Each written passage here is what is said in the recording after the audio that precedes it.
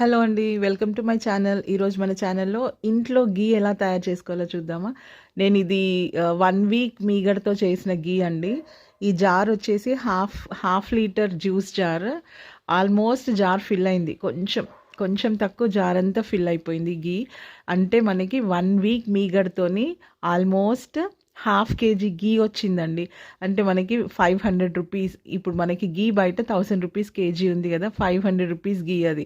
నేను ఎవ్రీడే పాలు కాగబెట్టిన తర్వాత చల్లార్చి ఫ్రిడ్జ్లో పెట్టి తర్వాత మీగడ తీస్తాను, చిక్కగా వస్తుంది అనమాట. అట్లా 1 వీక్ తీసిన మీగడ తీసిన తర్వాత కూడా మా పాలు ఎంత చిక్కగా ఉన్నాయి చూడండి. పెరుగు ఎంత బాగుందో చూడండి. మీగడ తీసినంత మాత్రాన పాలేం పల్చగా అయిపోలేదండి. నేను పాలల్లో చిన్న కప్పు వాటర్ యాడ్ చేసి వేడి చేస్తాను, అంత ఎక్కువ వాటర్ మిక్స్ చేయను. పట్టిన పాలల్లో కొంచెం వాటర్ వేసి కాగబెట్టేసి చల్లారిన తర్వాత ఫ్రిడ్జ్లో పెట్టి తర్వాత మీగడ తీసి అప్పుడు మళ్ళీ తోడేస్తాను అనమాట. ఓకే, ఇప్పుడు ఇదంతా 1 వీక్ తీసిన మీగడ.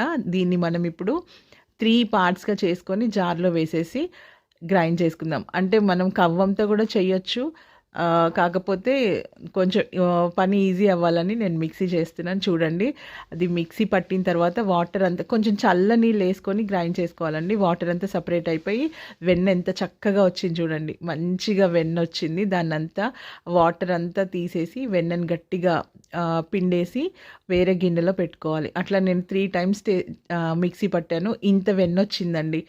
1 వీక్ మీగడకి ఇంత వెన్నొచ్చింది. ఒక పెద్ద గిన్నెలో మళ్ళీ దాన్ని వేసి వాటర్ వేసేసి 2-3 టైమ్స్ నీట్గా కడుక్కోవాలి. వెన్నని కడిగిన తర్వాతే మనము నెయ్యి తీసుకోవడానికి స్టవ్ పైన పెట్టుకోవాలండి.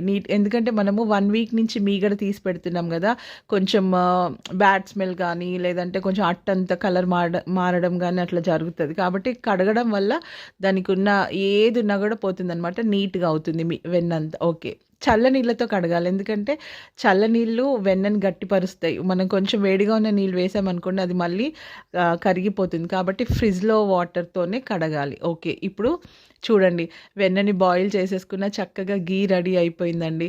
ఒక సిమ్లో పెట్టుకుంటే మనకి 1/2 అవర్ పడుతుంది మొత్తం ఇట్లా అవ్వడానికి, ఘీ రెడీ అవ్వడానికి.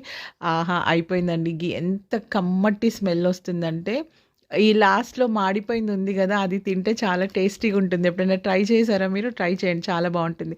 చూడండి, మా ఘీ రెడీ అయిపోయింది. ఈ ఘీ నాకు ఆల్మోస్ట్ అంటే స్వీట్స్ ఏం చేయకుండా అట్లా అయితే 1 మంత్ నాకు వస్తుందండి. కమ్మటి ఘీ ఇంట్లోనే తయారు చేసుకోవచ్చు. తప్పకుండా ట్రై చేయండి. Okay, thank you.